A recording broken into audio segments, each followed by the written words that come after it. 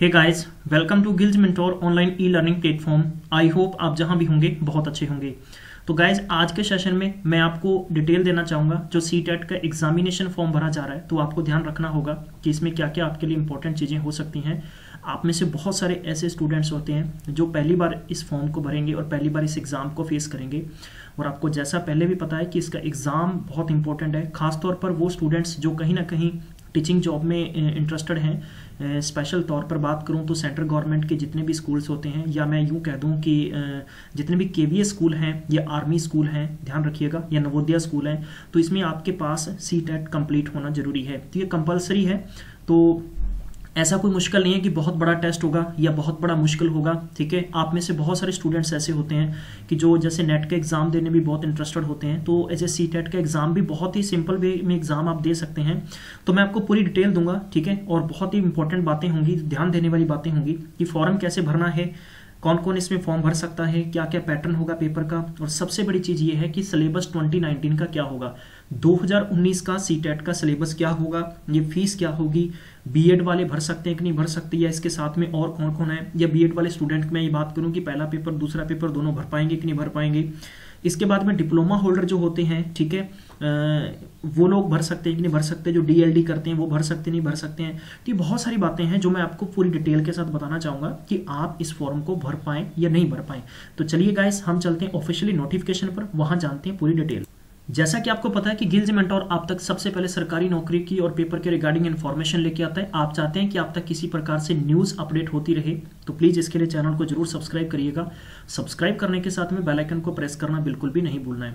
और अगर आपको ये सेशन अच्छा लगे, ये इन्फॉर्मेशन अच्छी लगे, तो आप लाइक जरूर करिएगा और शेयर अपने दोस्तों तक जरूर करिएगा। सबसे बड़ी बात यहाँ पर ये आती है कि जो ये पेपर आया है, तो इसमें क्या क्या कुछ नए चेंजेस आए हैं, ये आपको ध्यान रखना होगा। ऑनलाइन रजिस्ट्रेशन की बात करें तो 5 फरवरी से ऑनलाइन रजिस्ट्रेशन शुरू हो चुका है, ये आपको सबसे पहले ध्यान रखना होगा। आपको कंप्लीट इस फॉर्म भरने के लिए कंप्लीटली मैं एक बात कहूं कि 1 महीने का टाइम मिलेगा, यानी 5 फरवरी से लेकर 5 मार्च 2019 तक का आपको टाइम दिया जा रहा है। जी हाँ, और इसके बाद की बात करें तो आपके पास इसके बाद में आपको औपचारिक तौर पर एक मौका दिया जाएगा कि आपके द्वारा भरा गया फॉर्म कहीं भी करेक्शन है तो वो आपको टाइम दिया जाता है सीटेट के द्वारा, ताकि आप अपने चेक कर पाएं। जी हाँ, और उसके बाद में आप कंप्लीटली अपने एग्जामिनेशंस की तैयारी करें। जी हाँ, तो मैं आपको बताने वाला हूं इसके अंदर पूरी डिटेल। सबसे पहले तो आपको ये ध्यान रखना होगा कि डेट ऑफ एग्जामिनेशन 7 जुलाई 2019 है। तो मैं ये कह सकता हूं कि फेब का मंथ चल रहा है, तो आपके पास इस मंथ के बाद में काफ़ी ज़्यादा टाइम होगा। जो वो स्टूडेंट्स भी होंगे जो सेमेस्टर का एग्ज़ाम दे रहे हैं, तो ठीक है गाइस, तो आप भी सेमेस्टर का एग्ज़ाम कंप्लीट करने के बाद में ये फॉर्म भर सकते हैं, ठीक है, और आप पेपर आराम से दे सकते हैं। तो इसमें कुछ चीज़ें होंगी जो मैं खास तौर पर आपको बताना चाहूँगा, पूरी डिटेल में बताऊँगा। फॉर्म की जहाँ तक मैंने बात बताई कि 5 फरवरी से लेकर 5 मार्च 2019 के मध्य में बीच में आप फॉर्म भर पाएंगे, और जल्दी से फॉर्म भर दीजिएगा। फॉर्म भरने के बाद में आप कभी भी इंतजार नहीं करें। बहुत सारे स्टूडेंट्स ऐसे होते हैं कि वो सोचते हैं कि हाँ जी फॉर्म भर देंगे, लास्ट डेट कब है, तो लास्ट डेट के चक्कर में आप रह जाते हैं। कभी कभार साइट भी बिजी हो जाती है, सर्वर बिजी होने की वजह से आप फॉर्म नहीं भर पाते हैं।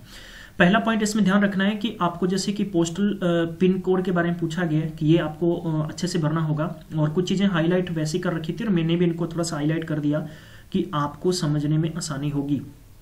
इसके बाद में ध्यान रखना कि कुछ और इम्पोर्टेंट चीज़ें, जैसा कि मैंने पहला भी हम लोग आपको अपडेट करते रहते हैं, जैसे टेट का एग्ज़ाम हो गया, या मैं अगर आपको नीट के एग्ज़ाम की बात करूं, या मैं आपको पीटेट की बात करूं, या कुछ और भी इंपॉर्टेंट बातें होती हैं, तो इन सब के बीच में हम लोग ध्यान रखते हैं।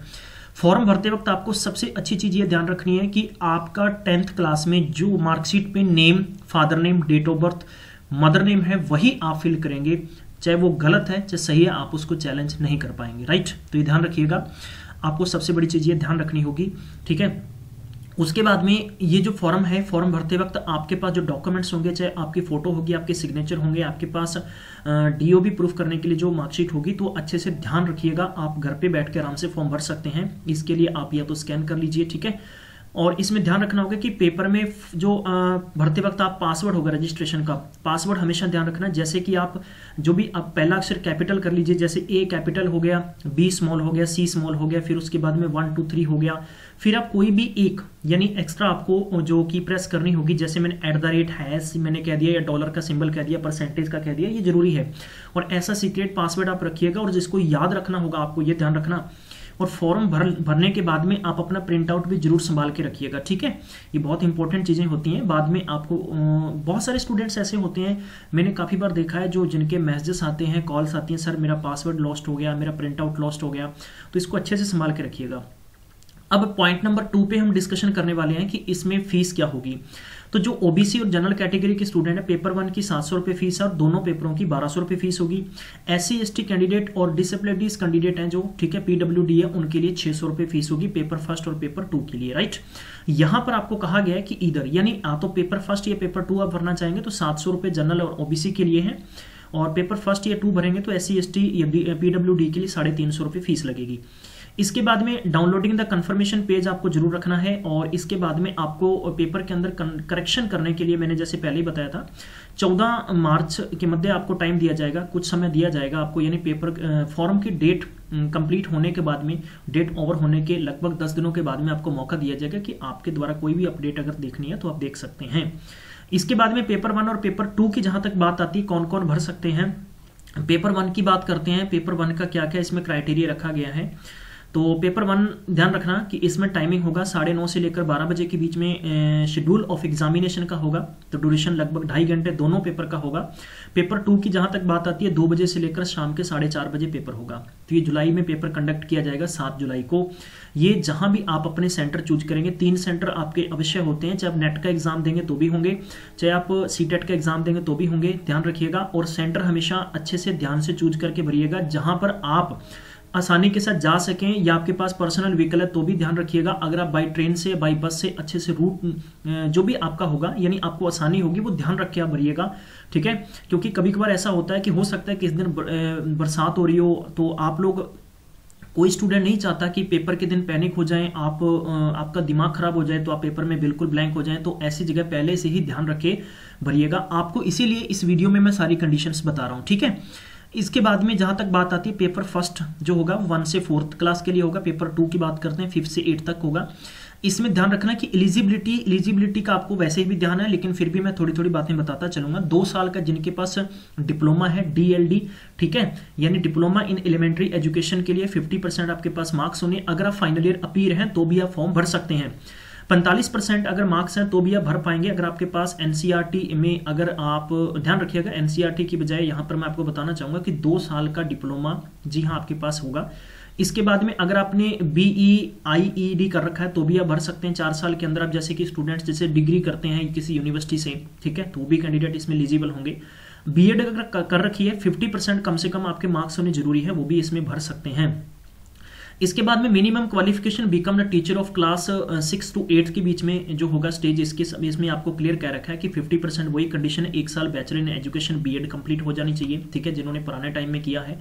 2 साल का आपके पास डिप्लोमा वगैरह कर सकते हैं। और खासतौर पर ध्यान रखिएगा, जो स्टूडेंट अपनी मेरिट को इंप्रूव करना चाहते हैं वो भी दोबारा फॉर्म भर सकते हैं। ऐसी कोई कंडीशन नहीं है कि आपने सीटेट पहले क्वालिफाई कर रखा है दोबारा आप नहीं दे सकते। मैं आपको पर्सनली ये बात कहूंगा कि आपको जरूर इसमें फॉर्म भरना चाहिए, ताकि इसका पेपर का एक आपका खुद का भी कॉन्फिडेंस होता है वो हाई हो जाएगा, ठीक है। तो इसमें एक सारे आप नोटिफिकेशन जरूर पढ़िएगा फॉर्म भरने से पहले। और इसमें जैसे रिलैक्सेशन, जैसे आपको पता है पहले भी ध्यान है कि 5% का रिलैक्सेशन आपको मिलता है, ठीक है।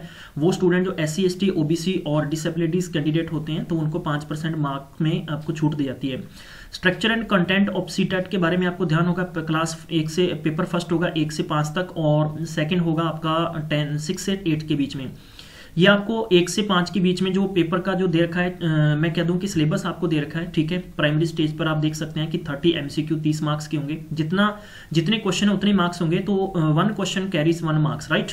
तो ये देख सकते हैं कि लैंग्वेज पेपर कंपलसरी होगा, लैंग्वेज 2 होगा, मैथ्स होगा, और इसमें एनवायरमेंट स्टडी होगा। टोटल 150 MCQ होंगे और 150 ही मार्क्स होंगे, ध्यान रखिएगा ये बात।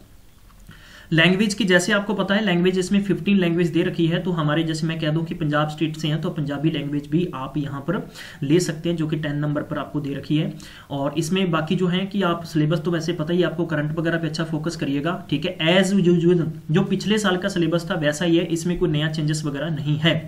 क्लास 6 से लेकर एड पेपर 2 का है, BEd वाले दोनों पेपर दीजिएगा, ध्यान रखिएगा। इसमें भी सेम है, टोटल 150 क्वेश्चन 150 मार्क्स के रहेंगे। लेकिन बस थोड़ा सा इसमें चेंजेस ही होगा कि इसमें दे रखा है कि आपको SST और सोशल साइंस के संबंधित यहाँ पर क्वेश्चन होंगे, ठीक है। और इसमें दे रखा है कि फॉर एनी अदर टीचर इधर 4 और 5, राइट। अब इसमें थोड़ा सा ये भी ध्यान रखना कि कुछ चीज़ें यहाँ पर इंपॉर्टेंट आपको दे रखी हैं। इस फॉर्म को भरते वक्त जरूर आप एक बार पढ़िएगा, मैं आपको यही कहूँगा।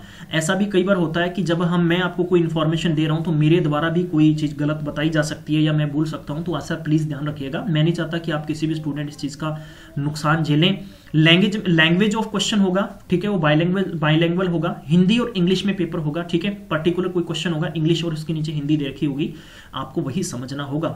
इसके बाद में मैंने पहले बता दिया आपको कहाँ कहाँ यह सर्टिफिकेट आपको चाहिएगा। और एग्जामिनेशन सेंटर 3 होते हैं, जैसा आपको पहले पता है, मैंने इसके बारे में डिटेल आपको दे दी है। और 90 मिनट का बिफोर आपको पहले भी पता है। और बाकी ये कंडीशंस आप सबको मैंने अच्छे से बता दी है। बाकी मैंने स्क्रीन में आपको अच्छे से सारा नोटिफिकेशन दे दिया है।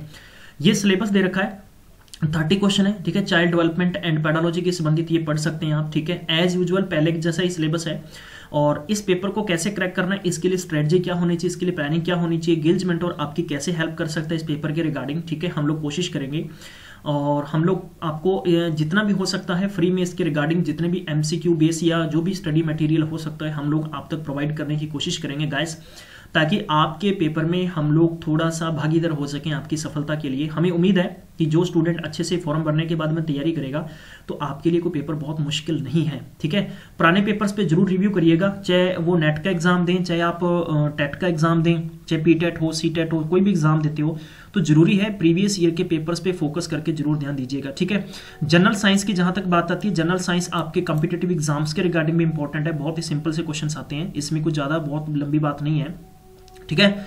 तो इसको पढ़ लीजिएगा। अगर इसके अलावा कुछ भी चीज समझ में नहीं आती तो प्लीज कमेंट बॉक्स में लिखिएगा। डिस्क्रिप्शन बॉक्स में हम लोगों ने आपको व्हाट्सअप, इंस्टाग्राम, टेलीग्राम लिंक दे रखा है, वहां पर क्लिक करके आप हमसे जुड़ सकते हैं। किसी भी स्टडी मटेरियल या किसी भी तरीके की उलझन है आपको तो आप हम लोगों से पूछ सकते हैं। हम कोशिश करेंगे कि आपकी समस्या का हल निकालें और आपकी हेल्प कर सकें। तो थैंक यू सो मच, आप सबने टाइम दिया और मैक्सिमम टाइम तक जरूर शेयर करिएगा हर एक स्टूडेंट तक जो न्यू कमर्स हैं, जो भरना चाहते हैं, ठीक है। मैंने पूरी डिटेल मेरी तरफ से दे दी है, फिर भी आप बता दीजिएगा जो भी आपकी रिक्वायर हुई। Thank you so much, have a nice day.